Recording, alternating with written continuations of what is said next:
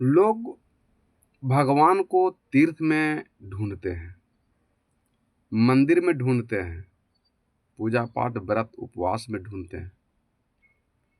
लेकिन जहां आप तीर्थ में जो भगवान को ढूंढ रहे हैं, क्या भगवान केवल वही हैं? भगवान तो वहां पर हैं जहां पर जुआ हो रहा है, वहां पर ही भगवान है। जहां ताश हो रहा है, वहां पर ही भगवान है। जहां झूठ बोला जा रहा है, वहां पर ही भगवान है। जहाँ निंदा शिकायत हो रहा है, वहाँ पर भी भगवान है। जहाँ विषय वासना है, वहाँ पर भी भगवान है। भगवान केवल तीर्थों में ही नहीं है, भगवान हर जगह है। लेकिन ईश्वर परमात्मा को ये बाहर के आंख से आप नहीं देख सकते हैं। जब तक आपका भीतर वाला ज्ञान का आंख नहीं खुलेगा, तब तक ये बाहर वाला आंख से आप भगवान को नहीं ढूंढ सकते हैं। इसलिए सदगुरु कबीर साहब कहीं नहीं कि एक कहें तो है नहीं, दो कहें तो गारी, और है वो जैसा तैसा, कहीं कबीर बिचारे। कि भगवान अगर एक कहते हैं तो एक है नहीं, और दो कहते हैं तो भी गारी है, और है वो जैसा तैसा, कहीं कबीर बिचारे। जैसे मान लिया कि स्कूल में पढ़ रहा है 1,000 लड़का, तो क्या स्कूल में एक ही लड़का को नौकरी लग सकता है? और को नहीं लग सकता है? उस क्लास में एक ही लड़का फर्स्ट आ सकता है, और कोई लड़का फर्स्ट नहीं आ सकता है? कोई भी लड़का फर्स्ट आ सकता है, कितनों लेकिन फर्स्ट आ सकता है। जो अच्छा पढ़ाई पढ़ेगा, जो अच्छा ज्ञान ध्यान साधना से पढ़ाई करेगा ध्यान दे करके, तो उसमें 10 20 50 का भी लड़का का नौकरी लग सकता है। एक की भी लग सकता है, 10 के भी लग सकता है, 1000 के भी लग सकता है, 500 के भी लग सकता है। इसलिए ईश्वर परमात्मा सब जगह है, पूरे संसार में व्यापक हैं ईश्वर परमात्मा। कोई ऐसा जगह नहीं है कि ईश्वर परमात्मा नहीं है।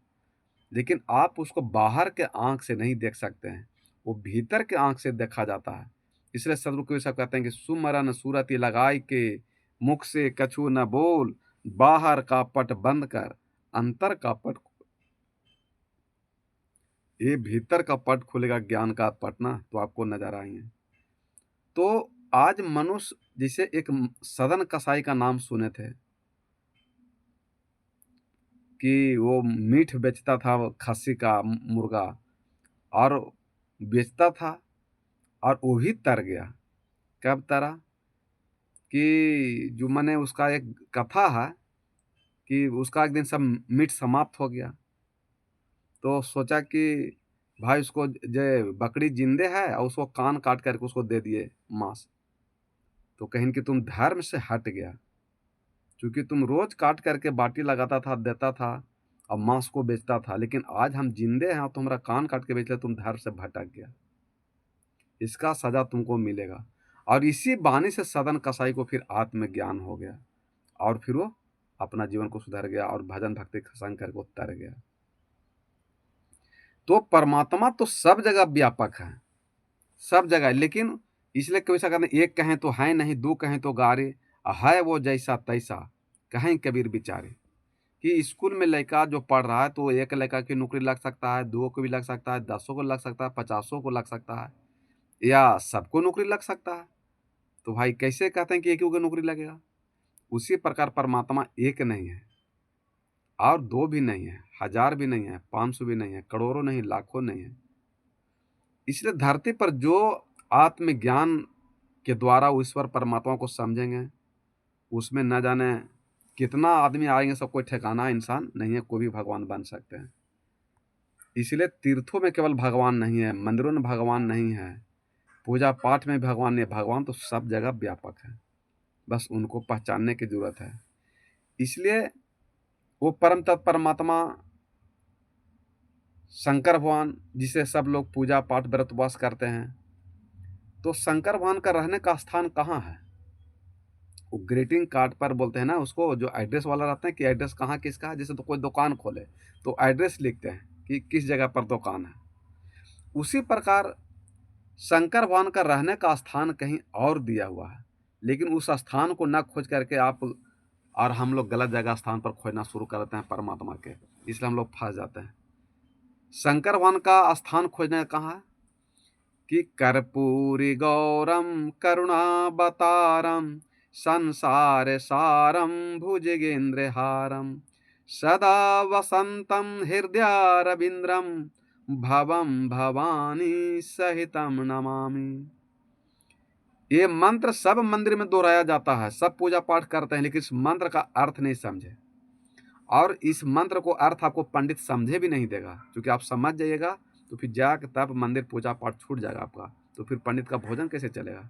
इसलिए आपको समझने नहीं देगा और वेद साथ पढ़ने भी नहीं देगा आपको। शंकर वन कह रहे हैं कर्पूर गौरम करुणावतारम संसार सारम भुजगेंद्रहारम सदा बसंतम। सदा माने क्या होता है, सामान्य की सोमारी। सदा माने निरंतर, 12 मास, 24 घंटा, सालों भर, जब तक सृष्टि रहेगा, जब तक कि कर्पूर गौरम, आपका जीवन कपूर की तरह उजला हो जाए, सफेद हो जाए। करुणा के सागर आप बन जाइए। शंकर भगवान सभी जीवों पर दया करते थे, करुणा के सागर थे वो।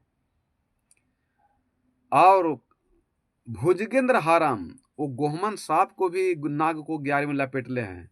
इसका संदेश वो क्या दे रहे हैं कि तुम दुश्मन से भी गिर के झुक करके बात करो, दुश्मन को भी गले लगाओ। इतना करुणा के साथ रहने कहते हैं शंकर भगवान के भक्त को, अपने भक्त को, कि एक गोहमन सांप लपेट ले हैं, इसका मतलब है कि तुम दुश्मन को भी गले लगाओ। आज यहाँ माता पिता पति पत्नी को भी गले कोई लगाना नहीं चाहते हैं, प्रेम से बोलना नहीं चाहते हैं, दुश्मन को तो दूर की बात है। तो माता पिता दादा दादी से परिवार में जो प्रेम नहीं, दुश्मन समझ है, वो कारण क्या है कि संसार में कोई किसी का है ही नहीं।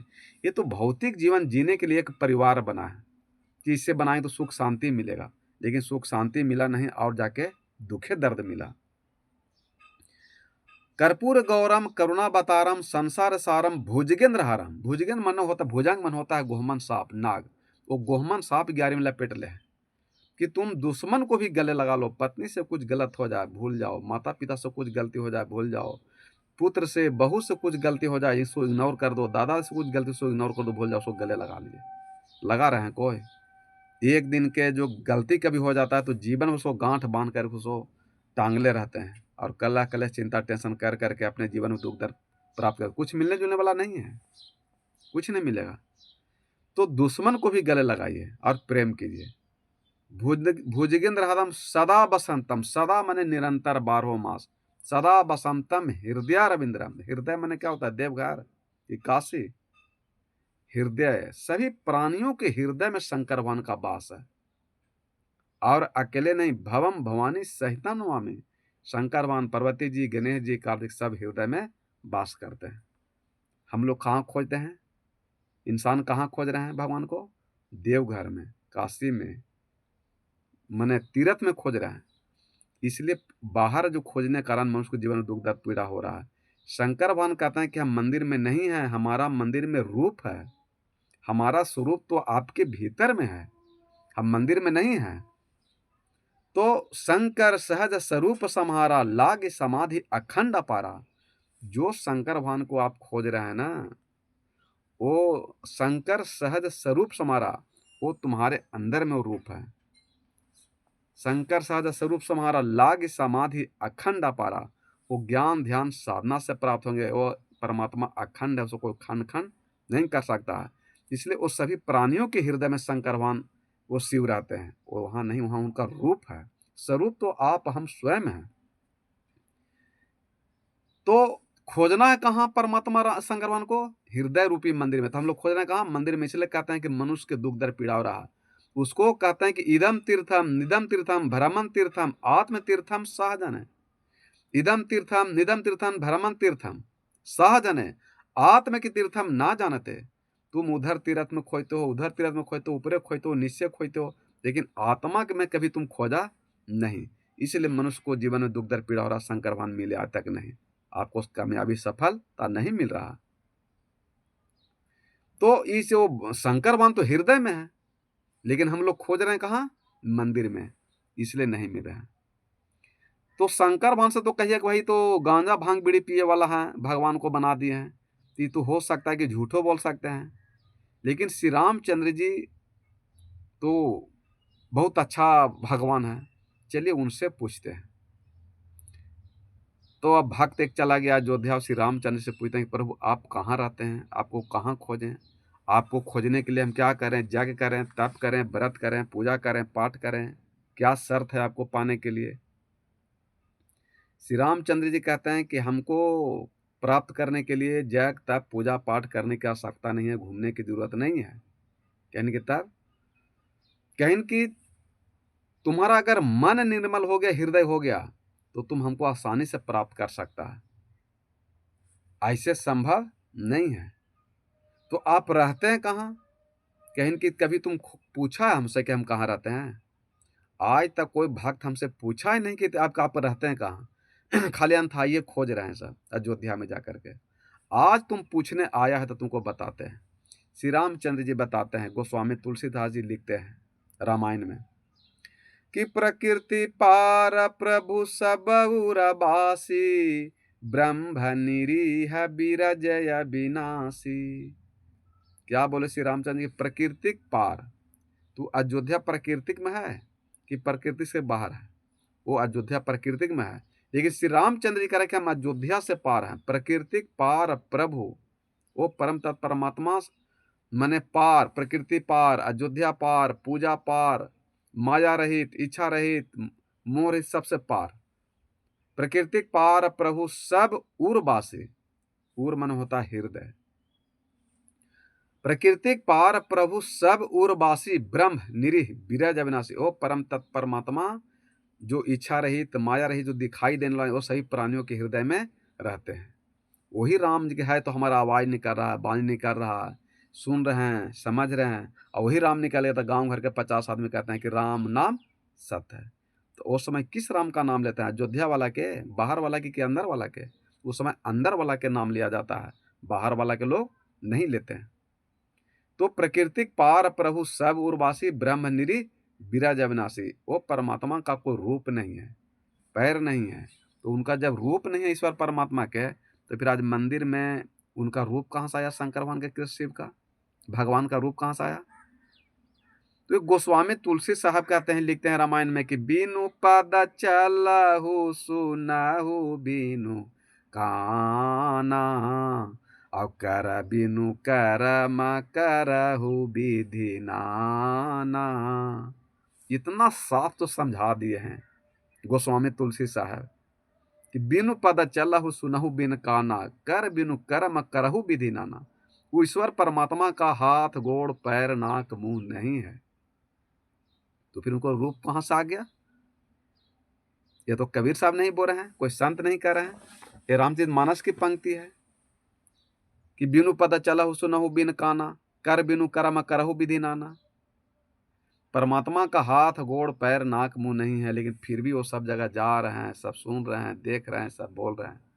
वो परमात्मा को पकड़ना है, उनको अध्ययन करना, अनुभव करना है, बहुत कठिन है। तो श्री रामचंद्र जी कहाँ बताए? हृदय में। हम लोग खोज रहे हैं कहाँ? अयोध्या में। अयोध्या में खोजते खोजते आप अपने आप को राम समझिए, आपका कर्तव्य वाणी विचार सब राम की तरह हो जाए तो आपका उद्धार कल्याण हो जाएगा। राम का दिनचर्या क्या था? सुबह जब उठते थे तो फूल माला व्रत पूजा पाठ नहीं करते थे। पूजा पाठ सुबह जब उठते थे तो माता और पिता गुरु को चरण वंदना करते थे, जिसमें गोस्वामी तुलसी साहब लिखी है कि प्रातः काल उठ के रघुनाथा, माता पिता गुरु ना वही माथा। कि श्री रामचंद्र जी जब सुबह उठते थे तो माता पिता गुरु को प्रणाम करते थे। आज अगर इस धरती पर पिता कहें कि बेटा जरा गिलास पानी लाओ, तो कहेगा पिताजी अपने पी लीजिए, हम जा रहे हैं क्रिकेट खेले। लेकिन रोड पर 5 घंटा गला फेफिया लगा, घंघिया लगा जय श्री राम करते करते, लेकिन बाप के गिलास पानी नहीं पिला सकता। तो क्या जय श्री राम बोले चिल्लाई से डीजे तर नचे से भगवान मिल जाएंगे, राम मिल जाएंगे? ये तो ईर्ष्या द्वेष में सब चिल्ला रहे हैं। भगवान चिल्लाने से नहीं मिलेंगे, भगवान अस्थिर से रहिएगा तब मिलेंगे, शांत से मिलते हैं, शांति से अस्थिर से बैठने से मिलते हैं। सुमरन सूरति लगाई के मुख से कछु न बोल, बाहर का पट बंद कर अंतर का पट खोल, अंदर का पट खोल, तब वो परमात्मा मिले, चिल्लाने से नहीं मिलेंगे। और सदगुरु कबीर साहब कहते हैं कि दौड़त दौड़त दौड़ियाँ, जब लगी मन की दौड़, और दौड़न की मन अस्थिर भैया, तो वस्तु ठौर की ठौर। जो भगवान को, ईश्वर को, सुख शांति को जो आप बाहर खोज रहे हैं ना, वो बाहर नहीं मिलेगा, आपको भीतर में मिलेगा, परिवार में मिलेगा, घर में मिलेगा। वो जग तप व्रत पूजा पाठ से नहीं मिलेगा। तो भाई श्री रामचंद्र भी कह रहे हैं कि हृदय में है परमात्मा। अब उनको भी संतोष में बहुमत का जमाना है। कहीं कि चलिए वृंदावन जरा कृष्ण से पूछते हैं कि प्रभु आप कहाँ रहते हैं, उनसे भी जरा पूछ लेते हैं।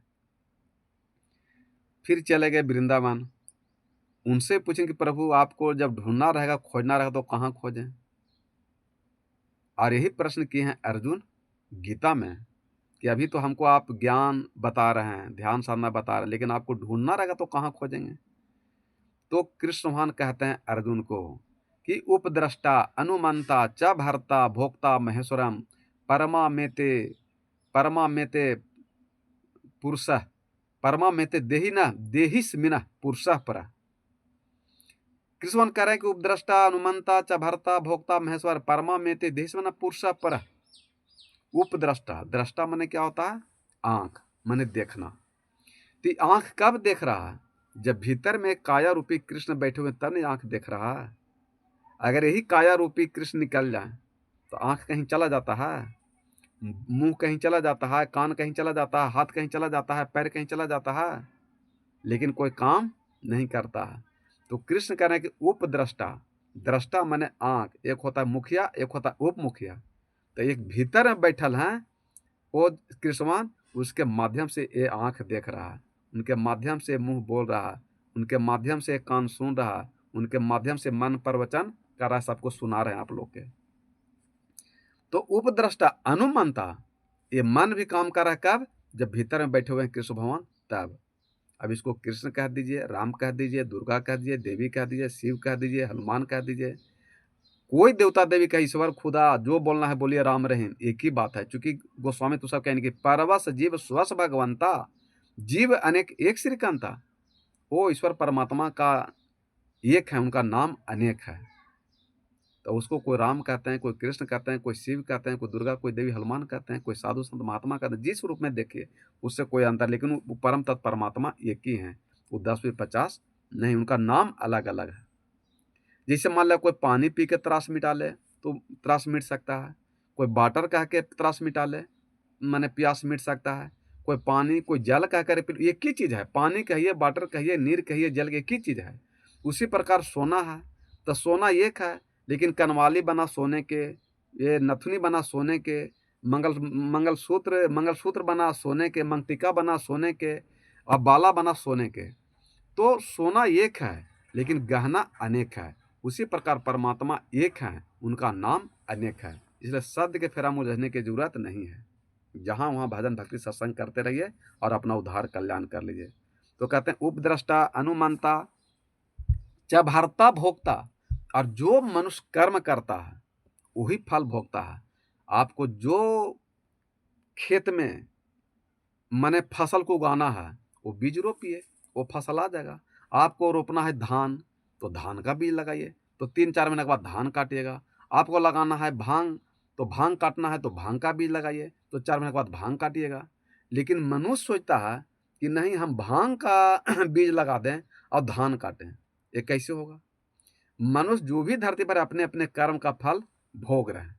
इसलिए सदगुरु कबीर साहब कहते हैं कि करे बुराई सुख चाहे, करे बुराई आनंद चाहे, करे बुराई मुक्ति चाहे, कैसे पावे कोई, रोपे पेड़ बबूल का आम कहाँ से हो।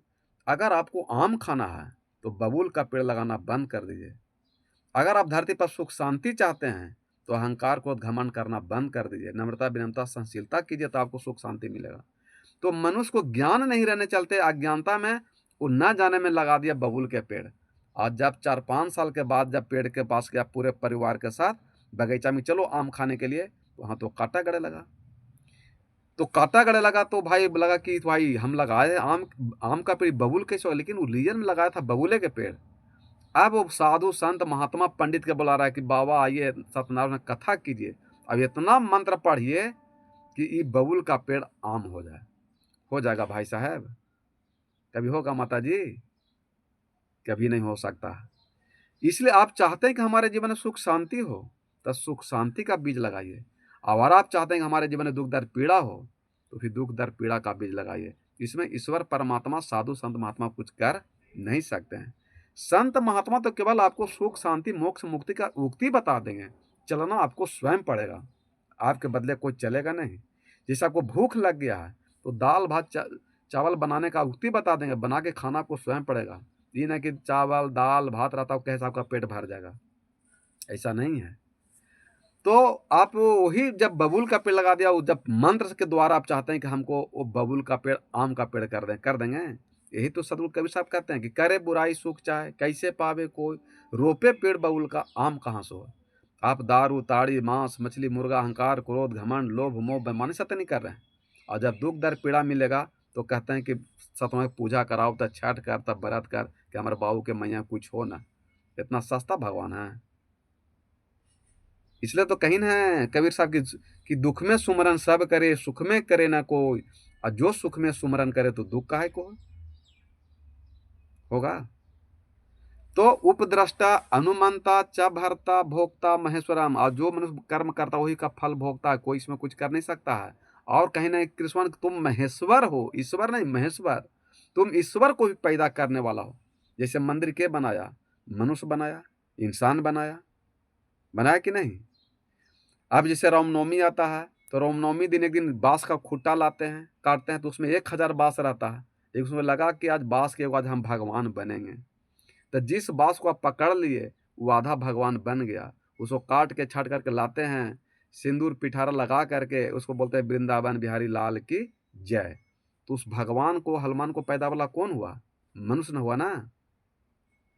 और मनुष्य आप हम महेश्वर मन ईश्वर को ही पैदा करने वाला है। मंदिर बना लिए तो मंदिर में जो भगवान बैठे हुए हैं वो पत्थर रहता है, और उसको छेनी हथौड़ी के मार कर करके उसको भगवान का रूप दिया जाता है। और एक बार मंदिर में जाते हैं वो भगवान बन जाते हैं। और मनुष्य न जाने 10 साल 20 साल 50 साल जाता है मंदिर में, लेकिन इंसान भी नहीं बन पाते हैं, इंसान भी नहीं बन पाते हैं। ये मनुष्य के लिए दुर्भाग्य है। उसका वजह क्या है, एक कथा के माध्यम से बताते हैं कि एक मूर्तिकार जा रहे थे किसी रास्ते से, तो जा रहे थे तो जंगल पड़ता था इलाका में, तो एक बहुत बड़ा पत्थर था। तो सोचा कि कहीं इसको हनुमान जी की हम मूर्ति बना दें छेनी हथौड़ी निकाल करके। तो मूर्तिकार छेनी हथौड़ी निकाला और जैसे ही छेनी उस पर चलाना शुरू किया तो बोला पत्थर की मूर्तिकार आप जहाँ जा रहे हो वहाँ जाइए, हम पर छेनी हथौड़ी चलाने की जरूरत नहीं है, हम जहाँ उसी रह दीजिए, आपको भगवान बनाने की जरूरत नहीं है। वो मूर्तिकार बेचारा छेनी हथौड़ी अपने झोला में रख करके फिर जंगल में चल दिया। चलते चलते जंगल से जब ऊपर उतरा तो जंगल उतरते ही एक अवसा ही पत्थर और मिला बहुत बड़ा। तो उसको छेनी हथौड़ी निकाल करके सोचे इसको हनुमान जी का मंदिर बना दे, मूर्ति बना दे। तो जैसी छेनी हथौड़ी निकाले तो पत्थर बोला कि हे मूर्तिकार भैया, मैं कब से इंतजार कर रहा था कि आप आइए, आपको जितना छेनी हथौड़ी मारना है आप हम पर मारिए, हम ऊह नहीं करेंगे, आप हमदम सहने के लिए तैयार हैं, मारिए छेनी हथौड़ी। तो मूर्तिकार प्रसन्न हुए और इतना छेनी हथौड़ी मारते कि मारते मारते मारते मारते उसको हनुमान जी का मूर्ति का रूप बना दिए, सुंदर मूर्ति बना दिए। और गांव में उतर गए तो उस गांव में लोग एक मंदिर बनाए थे और मंदिर में हनुमान जी का मूर्ति स्थापना करना चाहते थे। किसी का मन्नत पूरा हो गया होगा तो मूर्तिकार साहब के देखिए तो कहें कि मूर्तिकार साहब आप बहुत दिन बचेगा, हम आप ही का इंतजार कर रहे थे कि देखिए हम एक मंदिर बनाए हैं मैंने मूर्ति बैठाने के लिए, तो एक हमको मूर्ति आप बना दीजिए तो बड़ा कृपा होगा। कहें कि देखिए मंदिर बैठाना मूर्ति बैठाना, तो कहें कि हाँ, तो अभी जंगल के नीचे जिस रास्ते से हम आ रहे हैं वहीं पर अभी हनुमान जी का एक मूर्ति हम बना है, जाके उसको ला करके बैलगाड़ी ले जाइए और उस पर लाद करके ला करके स्थापना कर दीजिए। वो मूर्तिकार का बात मान लिए, गांव के 100 आदमी गए और देखे कि भाई हनुमान जी का मूर्ति बना हुआ था। वो ला करके मंदिर में गांव घर समाज के मिलकर स्थापना कर दिए। फिर गांव वाला बोले कि मूर्तिकार भैया एक काम और कर दीजिए। कहें कि क्या, कहें कि एक पत्थर हमको और बताइए जिस पर हम नारियल फोड़े। कहें कि ठीक जहां से हनुमान जी का मूर्ति उठाया उससे 10 कदम पर पश्चिम की ओर जाओ तो एक इतने बड़ा पत्थर और रखा हुआ, उसको ला करके मंदिर के बाहर रख दो। उसको भी गया बैलगाड़ी से उठा करके ला करके बाहर रख दिया और मंदिर का माने पूजा शुरू हो गया, करने लगे गाँव करके। तो मंदिर भगवान जहाँ मंदिर के अंदर जो भगवान थे हनुमान जी, वहाँ पर नारियल चढ़ता था और ला करके बाहर फोड़ते थे। देखिए नारियल क्यों फोड़ते हैं, ये न फोड़ने वाला को पता है और न फोड़ाने वाला को पता है कि नारियल काहला फोड़ते हैं। और उसमें 5 गो टीका लगा करके सूता बांध करके कि उसको सोचते हैं कि हम बलि दे रहे हैं, बलि के माध्यम से उसको माने फोड़ते हैं नारियल के, हम बलि दे रहे हैं।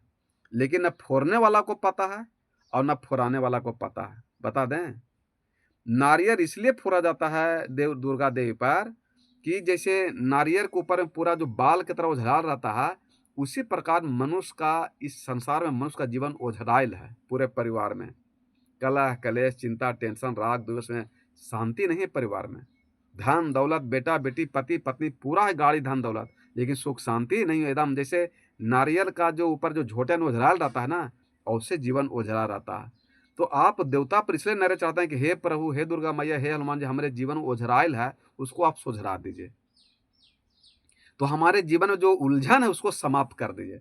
तो नारियल का जो पहला जो भाग है वो उलझन है, पहले उसको नोच कर कबार के हटाइए तो उलझन आपका समाप्त होगा। नारियल फोड़ने का यही अर्थ है कि हमारे जीवन में जो परिवार में जो उलझन है वो उलझन समाप्त हो जाए। जो नारियल के ऊपर झोटा नियन बाल नियन पूरा लपेटा हुआ रहता है, तो उसको पहले कवार करके बिकते हैं कि हमारे जीवन में उलझन समाप्त हो जाए देवता देवी की कृपा से। जब वो झोटा नियन जो है वो कवार के हटा देते हैं, तो फिर हार्ड वाला आता है जिसे पटक करके फोड़ते हैं, जिसे किसी माथा पर मार दीजिए तो माथा फूट जाएगा। तो जो कठोर है, जो मनुष्य का अहंकार क्रोध घमंड कठोरता है कि सब मनुष्य के अंदर में अहंकार क्रोध घमंड विषय वासना का कठोर नियन पत्थर है वो हट नहीं रहा। इसलिए साधु कवि कि पानी माही पाषाण की रेखा ठोकत उठे भभूखा सहस गड़ा नित जल उठ धारे फिर भी सूखा के सूखा। कि जैसे जो पत्थर है वो नारियल, उसी तरह मनुष्य का हृदय रूपी पत्थर हो गया है माता पिता पति पत्नी के प्रति विचार, इसलिए घर में दुख दर्द पीड़ा मिल रहा है। जैसे 2 को पत्थर को नदी में डाल दीजिए गंगा नदी में, साल भर या 6 महीना, और दोनों को निकाल करके ठोकिए तो क्या उसमें निकलेगा, पानी का फुहारा निकलेगा कि आगे निकलेगा? आगे निकलेगा। क्यों? क्योंकि आप तो भक्ति में किए सत्संग किए गुरु बनाए मंदिर में गए, लेकिन आपके अंदर से अहंकार क्रोध घमंड का जो पत्थर अभी समाप्त नहीं हुआ, इसलिए आपके जीवन में दुख दर्द पीड़ा हो रहा। बहुत से आदमी कहते हैं कि हम तो सत्संग में गए लेकिन हमको तो कुछ फायदा नहीं हुआ।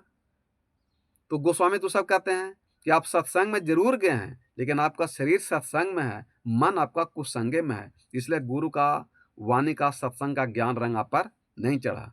जिसमें गोस्वामी तो सब कहते हैं कि मन तो रमे संसार में तन साधु के संग, तुलसी आए वियोग ते नहीं लागा हरि रंग।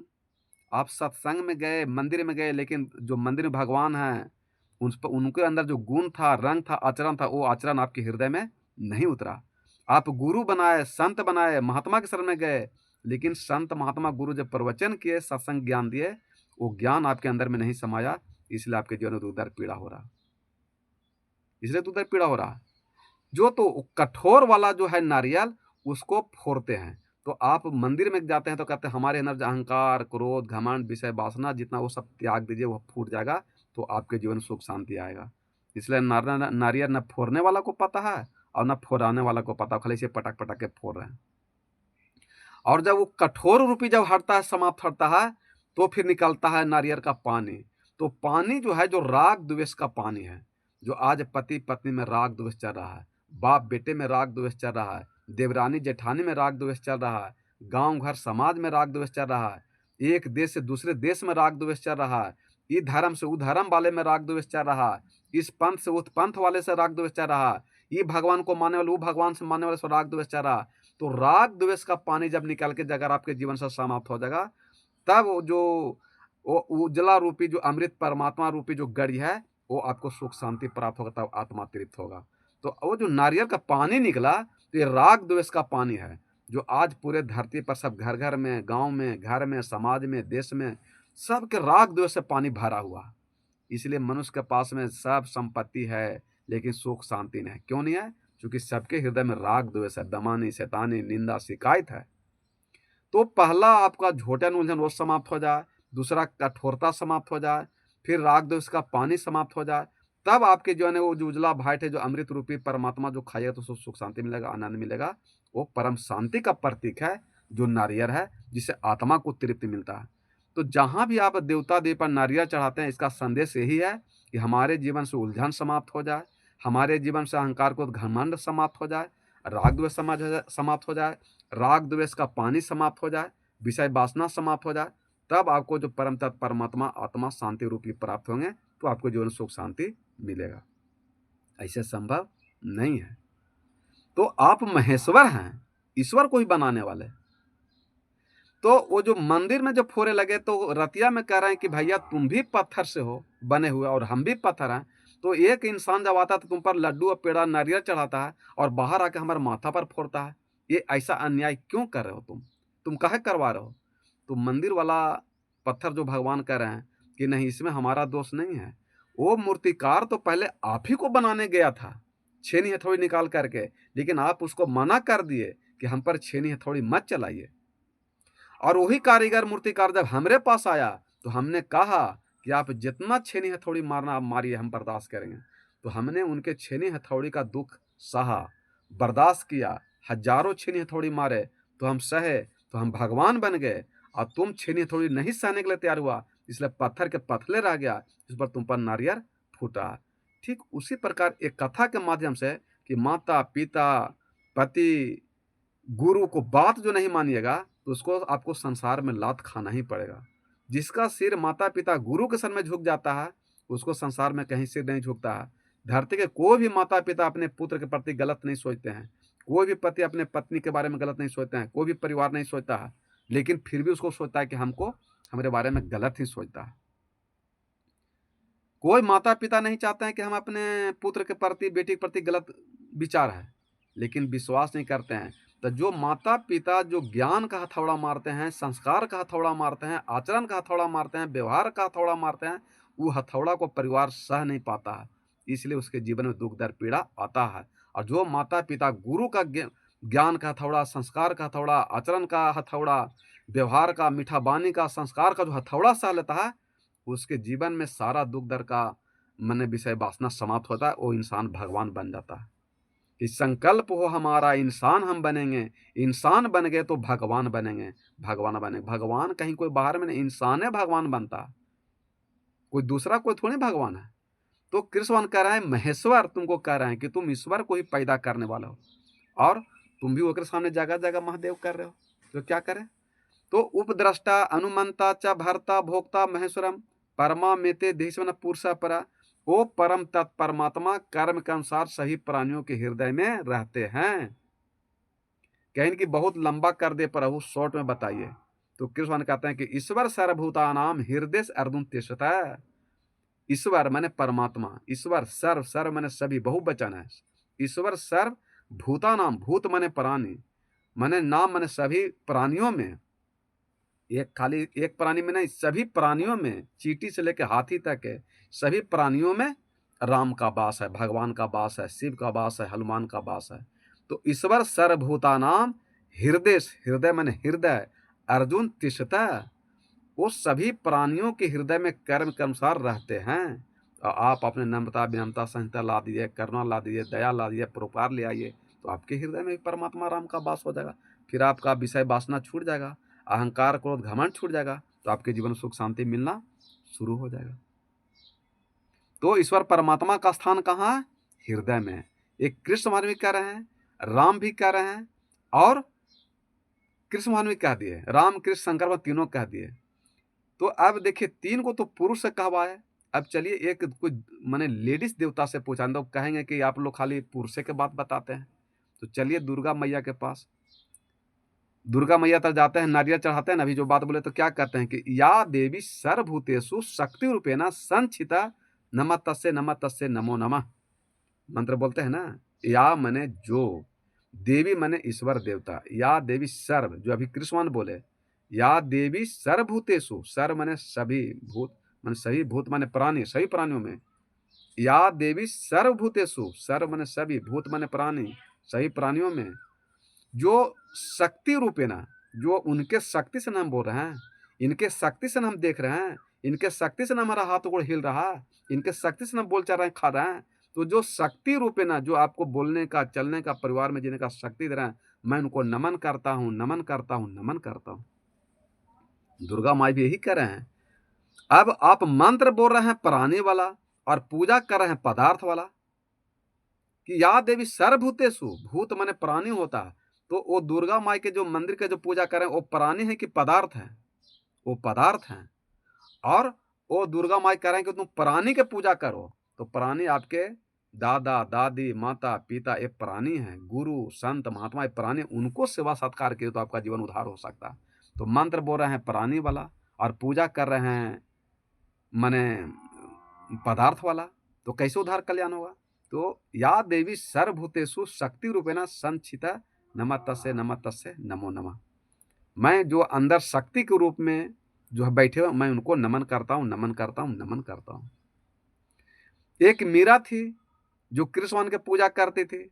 चलिए उनसे ही पूछते हैं कि प्रभु, पहले तो आप कृष्ण भगवान के पूजा पाठ करते थे, तो अब उनको छोड़ दिए, क्योंकि अगर कृष्ण भगवान को पूजा पाठ करते रहते तो राम को नहीं प्राप्त करते, राम को प्राप्त नहीं कर पाते। तो वो गए गुरु के पास में, अपने संत रविदास जी के पास, कृष्ण भगवान की कृपा से। तब वो राम तत्व को, आत्मा को, आत्मज्ञान को जाने। तो पैर में घुंघरू बांध के नचना शुरू किए कि पायो जी मैंने पायो राम रतन धन पायो, पायो जी मैंने राम रतन धन पायो, पायो जी मैंने राम रतन धन पायो। ते राम रतन धन दिया किसने? तो वस्तु अमोलक दी मेरे सदे गुरु, कर कृपा अपनायो, पायो जी मैंने राम रतन धन पायो। तो वो असली राम वही है जो चेतन आत्मा राम को पाले। तो घुंघरू बांध करके नचना मेरा शुरू किए और मंदिर कृष्ण का पूजा पाठ व्रत छूट गया। तो उनके गांव का आदमी कहें कि पहले लड्डू पेड़ा चढ़ते थे, अब सब छूट गया। इसका कारण क्या है? तो मीरा कहती है कि और के पिया परदेश बसतु हैं, लिखी लिखी भेजे पाती, मोर पिया मोर हृदय बसतु हैं, ना कहीं आती ना कहीं जाती। ये सगुन मार्ग के संत है मीरा, जो कह रहे हैं कि और के पिया परदेश बसत हुए, लिख लिख भेजे पाती, मोर पिया मोर हिये बसत है, ना कहीं आती ना कहीं जाती। गांव वाला कहें कि हमको समझ में नहीं आया, जिसको तोड़ करके बताइए। तो मीरा कहते हैं कि जिसका पति दिल्ली में काम करेगा और होली दशहरा का दिन रहेगा तो चिट्ठी लिखेगा या टेलीफोन करे कि आप घर आ जाइए, लेकिन जेकर पति घर ही रहेगा, ओकर पत्नी या माँ बहन कहीं कोई फोन करेगा? नहीं करेगा। इसका असर है कि जिसका भगवान मंदिर में है, तीर्थ में है, जग में, तो ढोलक झाल बजा करके भगवान को बुला रहे हैं। लेकिन जिसको आत्मज्ञान हो जाएगा, आत्म हो जाएगा कि भगवान हमारे यहीं बैठल हैं, हृदय में है, तो वहाँ ढोलक झाल बजाने की जरूरत नहीं है, वहाँ लड्डू पेड़ा चढ़ाने की जरूरत नहीं है, वहाँ फूल माला चढ़ाने की जरूरत नहीं, वहाँ केवल ज्ञान ध्यान साधना आत्मज्ञान की जरूरत है। इस सभी प्राणियों के साथ गम खा लीजिए, झुक जाइए, बढ़िया से बोलिए, तो आपको ईश्वर परमात्मा का अनुभव हो जाएगा, कल्याण हो जाएगा। तो जिसका भगवान तीर्थ में, जग में, तप में, मंदिर में है, वो ढोलक झाल बजा करके लड्डू पेड़ा चढ़ा कर खोले, लेकिन हमारा परमात्मा तो यहीं है, तो बाहर में नहीं है। तो कहाँ बताएं कि हृदय में। तो राम शिव कृष्ण माने दुर्गा मीरा सब हृदय में कह रहे हैं। यही बात सदगुरु कबीर साहब कहते हैं कि सब घट मेरो साइया, सोने से जे न कोई, बलिहारी वह से जे की, जा घट पर घट हो। सदगुरु कबीर साहब कह रहे हैं कोई ऐसा हृदय नहीं है जहां राम शिव कृष्ण का वास नहीं है। सब घट मेरो साइया, साइया कह रहे हैं, चाहे साइया कहिए, चाहे हरि कहिए, परमात्मा कहिए, राम कहिए, एक ही बात है। सब घट मेरो साइया, सुनिश्चित न कोई, कोई ऐसा हृदय नहीं है जहां राम का शिव का वास नहीं है। तो उसको राम कहिए, बुद्ध कहिए, महावीर कहिए, कबीर कहिए, दुर्गा कहिए, देवी कहिए, एक ही बात है। उस शब्द की फिर हम उलझने की जरूरत नहीं है। तो सब घट मेरो साइया, सुनी सेज न कोई, बलिहारी वह सेज की, जाघट प्रगट हो। जैसे मीरा के हृदय में प्रगट हो गया परमात्मा, तो उनको बाहर पूजा पाठ छूट गया। तो वो हृदय धन है जिसके हृदय में वो प्रगट हो गए। वो हृदय धन है कि जहां वो पता चल गए। समझे कि नहीं? कि सब घट मेरो साइयाँ सुनी सेज न कोई, बलिहारी सेज की जाघट परघट हो। जैसे बीज है तो बीज वृक्ष नहीं है, लेकिन बीज में वृक्ष है और वृक्ष से बीज हुआ। उसी प्रकार बीज को आप जमीन में जब गाड़िएगा तो उसमें ठंडा शीतलता प्राप्त करता है, तो अंकुरता है, तो अंकुरता है तो उसमें वृक्ष निकलता है और उसी वृक्ष से फिर ये बीज निकलता है। उसी प्रकार ये आत्मा है, तो आत्मा में ही परमात्मा है, लेकिन आत्मा को ढके हुए अहंकार, क्रोध, घमंड, दारू, ताड़ी, मांस, मुरा ढके हुआ है, तो इसका बोकलिया जब हटता है तो यही आत्मा परमात्मा को प्राप्त हो जाता है। आत्मा ही परमात्मा नहीं है, आत्मा में परमात्मा है। जैसे वृक्ष में बीज में वृक्ष है और वृक्ष में भी बीज है, उसी प्रकार आत्मा में परमात्मा है और परमात्मा में आत्मा है। तो उसके लिए क्या करें? ज्ञान, ध्यान, साधना करना पड़ेगा, आपको विषय वासना त्याग करना पड़ेगा, तब आपको ये राम शिव कृष्ण मिलेंगे। जैसे धान है, तो धान को अगर उसको मिल में कुटा दीजिएगा, बोकले हट जाएगा, तो चावल को खेत में छीटिएगा, उजला हो जाएगा, तो जलमेगा खेत में, क्योंकि उसको बोकले हट गया। उसी प्रकार मनुष्य के आत्मा पर से अहंकार का, क्रोध का, घमंड का, विषय वासना का, दारू का, ताड़ी का, मांस मिले का जब सब बोकले हट जाता है, तो ये मनुष्य का जन्म मरण छूट जाता, फिर माँ के घर में आता नहीं, यानी खेत में जलमता चावल नहीं है। और वही धान रहेगा, उस पर बोकलैया रहेगा, तो धान खेत में जलम जाएगा, कई साल के बाद छीटे तो जलम जाएगा। उसी प्रकार आप चावल बन जाइए, तो चावल बन जाएगा तो खेत में छीटेगा तो आपको जन्म ही नहीं होगा। धान रहिएगा, छीट देगा खेत में, जलम जाइएगा। इसीलिए चावल बनिए, धान मत बनिए। तो सदगुरु कबीर साहब कहते हैं, सब घट मेरो साइयाँ सुनी सेज न कोई, बलिहारी हुआ सेज की जाघट प्रगट हो। तो सारा विषय वासना का बोकले हटेगा, तो ये परम तत्व परमात्मा को खुद अनुभव हो जाएंगे, प्राप्त हो जाएंगे। कस्तूरी कुंडली बसे मृग ढूंढे बन माही, ऐसे घट घट राम हैं दुनिया जानत नाही। कि जैसे मिर्गा जंगल में ढूंढ रहा है वो कस्तूरी धमक को, लेकिन मिर्गा हरिन को पता नहीं कि नभिये में हमारा धमक है, और जब ढूंढते ढूंढते जब थक गया, थक एक जगह बैठा, तो उसको नाभिये से धमक आया। उसी प्रकार मनुष्य जब तब पूजा पाठ तीर्थ में घूमता है, दौड़ता है और सर्व थक जाता है, तब फिर जाके गुरु के शरण में आता है, तो ज्ञान ध्यान साधना का, तो उसको पता चलता है कि राम जिसको हम बाहर में ढूंढे वो हम ही हैं, स्वयं है। इसलिए कहें कि मोको कहाँ ढूंढे रे बंदे, मैं तो तेरे पास में। नामय मंदिर नामय मस्जिद न कावा कैलाश में, नामय जप में, नामय तप में, नामय व्रत उपवास में, खोजी हूँ तुरंत में पल भर की तलाश में। कहत कबीर सुनो भाई साधु सब श्वासों की सांस में।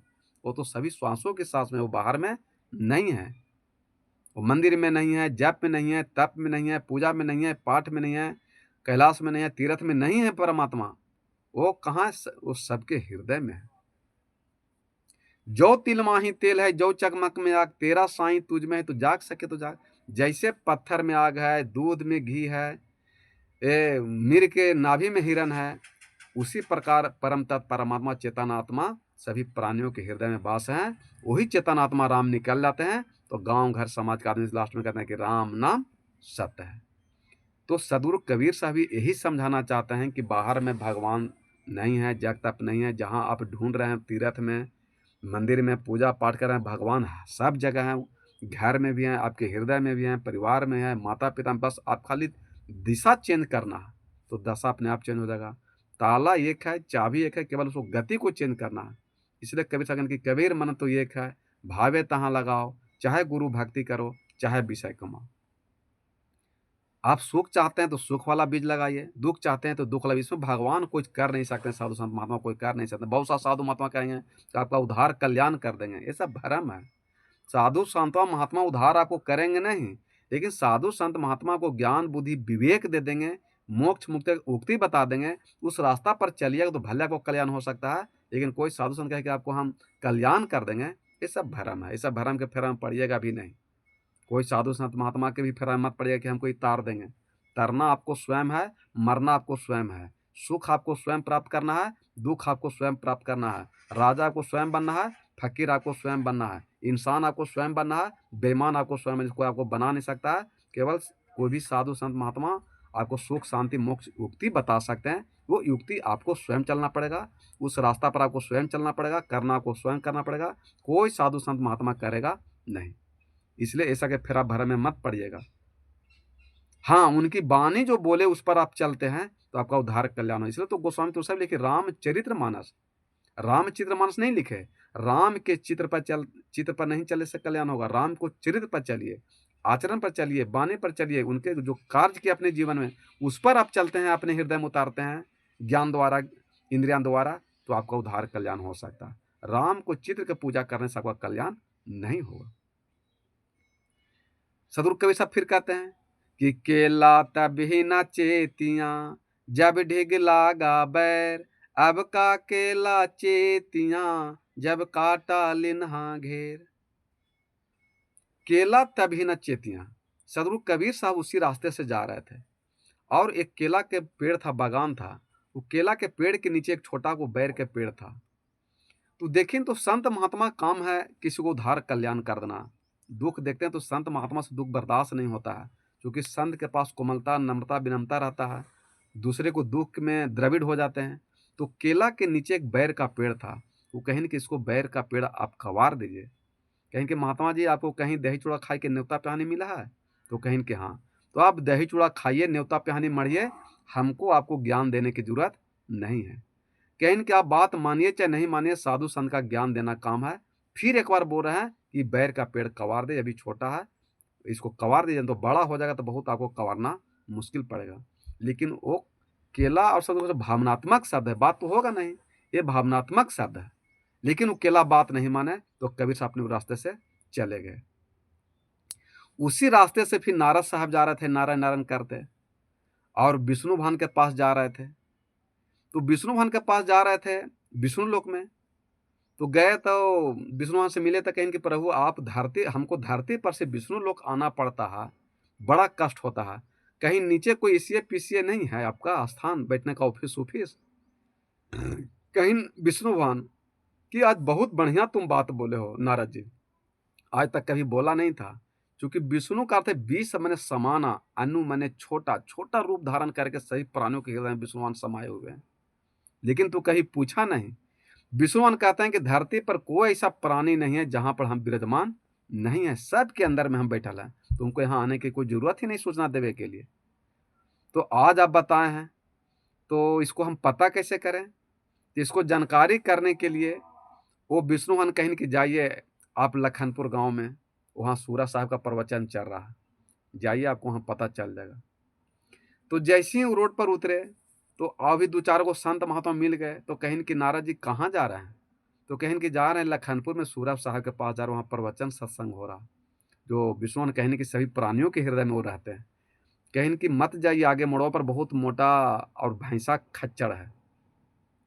कहें कि विष्णु भगवान कहें कि सभी प्राणियों के हृदय में भगवान रहते हैं, तो फिर डर किस बात का? उनको बात नहीं माने। फिर आगे बढ़ गए नारद जी। फिर एक दूसरा कोई संत मिले इंसान, वो भी माना कि नारद जी कहाँ जा रहे हैं? तो वो भी ये बात बोले कि सूरज साहब के पास जा रहे हैं, वहाँ प्रवचन हो रहा है, उनसे मिलने जा रहे हैं। तो वो भी कहें कि मत जाइए वहाँ पर, आगे बहुत वो खच्चड़ भैंसा है। मैंने 4-5 आदमी मिलकर उनको माना कि नारद साहब के, लेकिन वो माने नहीं। अंत में उस मोड़ पर आए जिस पर मोड़ पर वो भैंसा था, खच्चड़। देखिन वो तो नारायण नारायण और सारंगी पूरा बजाने लगे। तो भैंसा मुड़ी उठा करके देखे तो नारा साहब और पूरा नारायण नारायण नारायण पूरा कर लगे, और सारंगी है मैंने करताल बजाने लगे, और भिरिया में चल गए नारा साहब। तो भैंसा आओ ना देखा था, मुड़ी घुसा करके घुमा करके पटका जो 16 हड्डी टूट गया। अब टूट गया, वो नारायण नारायण क्या करेंगे? अरे मायरे, अरे बाप रे करेंगे। फिर गए माँ बाप चिल्लाते विष्णु लोक में। कहें कि प्रभु रात में 1 बजे पहुंचे, कहें कि देखो तो अरे माँ बाप करते क्या आया है। विष्णु भगवान कहें कि नारा साहब कहें कि बाप रे कर रहे हैं, क्या हाल है नारा साहब? कहें कि हाल मेरा बिगाड़ दिए हैं प्रभु, आप कर रहे हैं क्या हाल है? सब तो गुढ़ा तोड़वा दिए, आपके बात पर हम विश्वास कर लिए। कहें क्या हुआ? कहें कि आप तो कहें कि सही प्राणियों के हृदय में रहते हैं, और हम आपके बात पर मान करके चल गए लखनपुर सूरा साहब के पास में, और एक हमको भैंसा पटा करके 16 हड्डी तोड़ दिया, गुढ़ा टूट गया। कहें कि नहीं नारा साहब, आप हमारा बात को नहीं माने, आप हमारा बात नहीं माने। अगर हमारा बात मानते तो आपको ये दशा नहीं होता। आप जब लखनपुर सूरा साहब के पास जा रहे थे प्रवचन सत्संग सुनने के लिए, तो रोड पर जब उतरे तो कोई आदमी आपको मिले थे? कहें कि हाँ। वो क्या बोले? कहें कि आगे मत जाइए, बहुत मोड़ पर, वो मोड़ पर एक खच्चड़ भैंसा है। तो उनकी बात माने, तो माना करने वाला हम ही थे। फिर आगे बढ़े, फिर उनके हृदय में बैठ करके हम ही मना किए। फिर आगे बढ़े तो उनके हृदय में भी मना कराने वाले हम ही थे। 5-5 विष्णु आपको मना किया कि आगे मत जाइए, बहुत खच्चड़ भैंसा है। लेकिन 5-5 विष्णु का आप बात को ठुकरा दीजिएगा तो छठा विष्णु के रूप में भैंसा के रूप तो हड्डी आपको तोड़बे न करेगा, उसको बचाएगा? तोड़ देगा। फिर नारा जो धीरे धीरे जो केला के पेड़ था वो बैर का पेड़ बड़ा हो गया। अब जब पछिया हवा चलने लगा तो कांटा मैंने केला में गड़े लगा, और गड़े लगा तब पानी के हर हर रोवे लगा केला। अरे बाप रे, वो साधु ठीक है कहते थे कि बैर का पेड़ कवार दो, लेकिन उनका हम बात नहीं माने। उधर से 2-4 साल के बाद कबीर साहब लौट रहे थे। फिर साहेब बंदगी हुआ, प्रणाम पाती हुआ। केला करा कि हे महात्मा, हे साधु कबीर साहब, हम आपका बात नहीं माने, बड़ा दुख दर्द पीड़ा हुआ। अब ये बैरवा के पेड़वा काट दीजिए, हटा दीजिए। कहें कि वो दिन तो तुमको कहें कि हटा दो ये बैर का पेड़, तो तुम मेरा बात नहीं माना, तो आज कहला चिल्ला रहा हो? अब कोई उपाय नहीं है। दुख में सुमिरन सब करे, सुख में करे न कोई। जो सुख में सुमिरन करे, तो दुख काहे होए रे भैया, तो दुख काहे होए। जिस दिन तुमको समझा रहे थे कि बैर का पेड़ अभी छोटा है, तुम कवार दो, तो तुमको दुख दर्द पीड़ा नहीं होगा, तुमको तकलीफ नहीं होगा। लेकिन हमारा बात नहीं माना, कहा कि बाबा आप जाइए, दही चूड़ा खाए जाइए। तो हम तो चले गए, लेकिन यही बैर का पेड़ आज तुमको दुख दर्द पीड़ा दे रहा। अब कोई उपाय नहीं, अब तुम दुख भोगो, दुख भोगो। इसलिए साधु कैसा कहते हैं, केला तभी न चेतिया जब ढीग लगा बैर, अब का केला चेतिया जब काटा लीना घेर। जब माता पिता गुरु स्टेज से प्रवचन करके समझाते हैं कि दारू ताड़ी मांस मछली मुर्गा अहंकार क्रोध घमंड लोभ मोह बेईमानी सतानी मत करो, तो बात नहीं मानता है, तो काल रूपी भैंसा तो फिर आपको पटकबे न करेगा, सोलर तो तोड़बे न करेगा नारद साहब नियन। माता पिता समझाते समझाते थक जाते हैं अपने बाल बच्चा को, लेकिन नहीं मानते हैं। कि गुरु समझाते समझाते थक गए हैं, लेकिन कोई बात मानने के लिए तैयार नहीं है। तो गुरु के माता के पिता के जो बात नहीं मानेंगे, तो फिर तो उसको भी भैंसा रूपी काल तो आपको पटक के 16 हड्डी तोड़ेगा ही। इसलिए आपके जब जो अहंकार क्रोध घमंड विषय वासना जब छोटा रहता है, तो माता पिता समझाते हैं, लेकिन कोई मानने के लिए तैयार नहीं है कि बेटा चोरी मत करो, बेईमानी मत करो, गुस्सा मत करो, अहंकार मत करो, पढ़ाई करो, लिखाई करो, अपने जीवन को सुधारो। ज्ञान संस्कार बुद्धि देते हैं माता पिता, लेकिन कोई बच्चा बात मानता नहीं है। वही आगे चल के बच्चा को उसको काल रूपी भैंसा उसको पटकता है और उसको दुख दर्द दे करके पीड़ा देता है। तो फिर माता पिता छाती पीट पीट के रोता है कि हे भगवान ही का अकेला। तो भगवान तोरा के हल्का अहंकार को घमंड करे लगी, दुख दर्द पीड़ा कर, तो वो आप मनुष्य हम आप स्वयं दुख मने बटोरे हैं। ईश्वर परमात्मा का काम नहीं है दुख दर्द पीड़ा देना। इसलिए आप जो बीज लगाए हैं, जो पौधा लगाए हैं बबूल का, तो फिर आम कहाँ से खाइएगा? जो आप बुरा कर्म किए हैं तो सुख शांति कहाँ से होगा? और कर्म तो करता है बुरा और उसके बाद सोचते हैं कि परिणाम हमको मिले अच्छा, सुख शांति मिले, ये हो सकता है? इसीलिए ईश्वर परमात्मा सभी प्राणियों के हृदय में है, पूरे व्यापक हैं, पूरे धरती पर हैं। वो ऐसा नहीं खाली मंदिर में है, जग में है, तप में, तीर्थ में है, ऐसा नहीं है। वो सभी प्राणियों के हृदय में है। ये राम भी कह रहे हैं, शिव भी कह रहे हैं, कबीर भी कह रहे हैं, और विष्णु भगवान भी कह रहे हैं। सब यही बात बता रहे हैं कि ईश्वर सर्वभूतानाम हृदय सर्वं तिष्ठति। वो सभी प्राणियों के हृदय में ईश्वर परमात्मा राम रहते हैं। यही राम है तो वाणी निकल रहा है, परिवार में है, जी रहे हैं, कमा रहे हैं, खा रहे हैं, नौकरी चाकरी कर रहे हैं। यही राम निकल गए तो राम नाम सत्य है। इसलिए आप अपने आत्मा का सारे विषय वासना का बोकलैया हटा दीजिए, तो आपका जन्म मरण छूट जाएगा, मोक्ष मुक्ति मिल जाएगा। इसी का नाम है मोक्ष मुक्ति, कि सारे विषय वासना से जो मुक्त हो गया उसी का नाम है मोक्ष मुक्ति, आवागमन से मुक्ति, और दूसरा कुछ नहीं है। इसलिए बहु बंधन से बांध दिया एक बेचारा जीव, की पल छूटे आप ही केर छुड़ावे पीर। सदगुरु कबीर साहब कहते हैं कि जो मनुष्य है, जो जीव को बहुत विषय बंधन से बांध दिया है, दारू ताड़ी मांस मछली मुर्गा चोरी बेमानी निंदा शिकायत लड़ाई झगड़ा कलह कलेश चिंता टेंशन राग द्वेष बेमानी शैतानी, ये जो जो आत्मा है ये सारे विषय वासना से बांध दिए हैं। इसलिए ये शरीर मरता है, आत्मा नहीं मरता है। आए शरीर रूपी मनुष्य रूपी भजन भक्ति सत्संग करके आत्मा सारे विषय वासना से छुटकारा कर सकते हैं, मोक्ष मुक्ति प्राप्त कर सकते हैं। और मनुष्य के अलावा धरती पर कोई मोक्ष मुक्ति प्राप्त नहीं कर सकता है, क्योंकि मनुष्य के अलावा जो भी पशु पक्षी हैं, उनकी चेतना इतना जागृत नहीं है कि वो प्रवचन सत्संग कर सकते हैं। लेकिन मनुष्य की भजन भक्ति सत्संग कर करके मोक्ष मुक्ति प्राप्त कर सकते हैं। बड़े भाग मानुष तन पावा, सुर दुर्लभ सब ग्रंथन गावा, साधन धाम मोक्ष कर द्वारा, पाई न जई परलोक सवारा।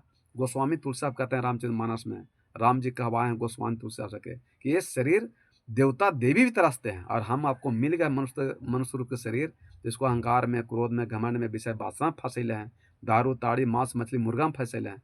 ये दारू ताड़ी मांस मुर्गा खाने के लिए नहीं मिला, ये आत्मा को गंदा करने के नहीं मिला। इसको नम्रता विनम्रता सारे विषय वासना को त्याग करके जिस दिन ये आत्मा को निर्मल कर दिए, पवित्र कर दिए, तो फिर आपको राम बुद्ध महावीर कबीर शिव बनते कोई रोक नहीं सकता है। फिर धरती पर सबको उद्धार कल्याण हो जाएगा और सुख शांति मिलेगा। इसी का नाम मोक्ष मुक्ति है। इसलिए सारे विषय वासना से मुक्ति होना ही मुक्ति है, और कोई मुक्ति कुछ है ही नहीं।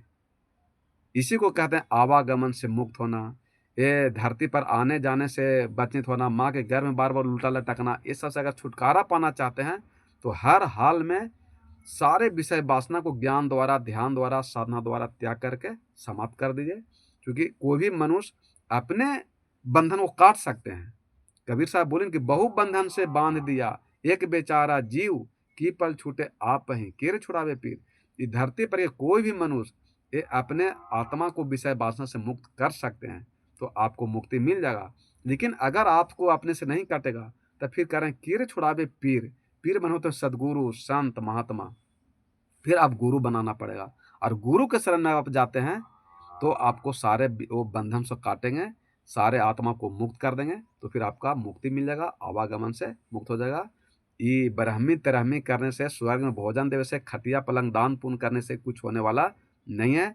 सारे विषय वासना से जीते जी जो रहते मुक्ति हो जाइएगा, उसी का नाम है मुक्ति। ये 12वीं 13वीं मृत्यु भोज करने से, खटिया पलंग दान करने से, ब्राह्मण से कराने से कुछ होने वाला नहीं है। तो मनुष्य जीते जी अपने सब विषय वासना को मार दे, तो आपका जीवन से मरण, जन्म मरण फिर मुक्त हो जाएगा। इसलिए कबीर साहब कहते हैं कि मरना मरना सब कहे, मरना न जाने कोई, एक बार ऐसा मरे कि दोबारा मरण न हो।